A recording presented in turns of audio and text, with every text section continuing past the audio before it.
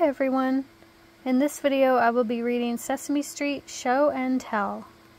It was Show and Tell day at school. Everyone brought something special to show to the class during Show and Tell time. Betty Lou hid hers in her cubby hole. Bert put a big box in his cubby. He wouldn't tell anyone what was inside.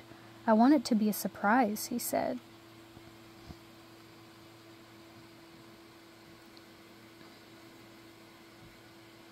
"Come on, Bert," said Betty Lou. "Let's help Harry."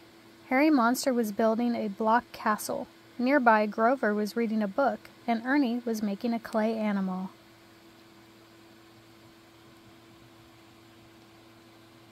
Soon everyone gathered around the teacher. "Psst, Betty Lou," Bert whispered. "Is it show and tell time?" "Not yet, Bert," said Betty Lou. "It's story time." Bert had trouble keeping his mind on the story. The teacher read to the class. He was thinking about his show and tell surprise. After the story, everyone sat down at a table. "Oh boy," Bert said. "Now it's show and tell time." "No, Bert," Betty Lou said. "Now it's time to paint." Bert was disappointed, but Betty Lou loved to paint. She made a picture of a beautiful bird. When they were finished, they washed their hands and put their paints away. Bert cleaned up faster than anyone else. At last, everyone was ready for show and tell. Bert could hardly wait for his turn. Cookie Monster was first. He had brought his cookie cutter collection. He had large cookie cutters and small cookie cutters. He had square cookie cutters and round cookie cutters. He had a gingerbread man, Santa Claus, and Easter Bunny cookie cutters. Rodeo Rosie showed the class the lariat that her cousin Dwayne had brought her from Oklahoma. She could rope almost anything with that lariat. Josie showed the class her new roller skates and skated in a figure eight. Ernie paraded around the classroom to a marching beat that he played on his drum. Grover and Prairie Dawn had made a tin can telephone from cans and string. Prairie Dawn held the tin can to her ear, and Grover spoke into the other end. "Hi, Prairie Dawn," he said into the can. "It is I, lovable furry old Grover." "I can hear you, Grover," answered Prairie Dawn. Farley showed everyone the rubber band airplane he had made. The airplane flew from one end of the room to the other. Harry Monster had brought his dancing shoes for show and tell. He demonstrated a leap that he had learned in dancing class. Jamie went to his cubby hole to get what he had brought. It was a large pumpkin that he had helped his mother to grow.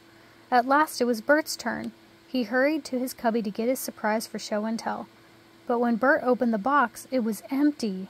"Oh no," he wailed. "I brought a special surprise to share with you for show and tell. Bernice, my pet pigeon. But now she's gone, gone, gone."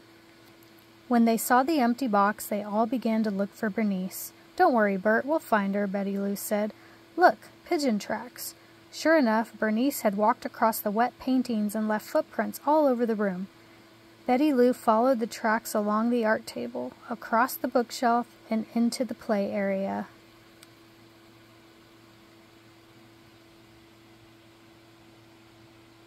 "Shh," said Betty Lou. "I think I know where Bernice is." She crept up to Harry's block castle, lifted up a block from the roof, and out flew Bernice. "Bernice!" Bert cried, holding his arms out to her. "Hey, she liked my castle," said Harry Monster. "Catch her!" everyone yelled, but Bernice was scared by all the noise. She flew all around the room, and no one could reach her.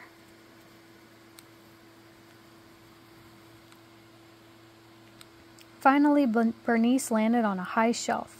"We'll never get her down," cried Bert. "Wait a minute," Betty Lou said. "I think it's time for me to bring out the surprise I brought for show and tell." "Show and tell? At a time like this?" Bert moaned. But Betty Lou was already opening her package. "It's peanut butter raisin bread that I made myself," she said proudly. "Be quiet, everybody, and let me try something." Betty Lou sliced off a piece of bread and crumbled it into the floor. She made a path of crumbs that led straight into Bernice's box.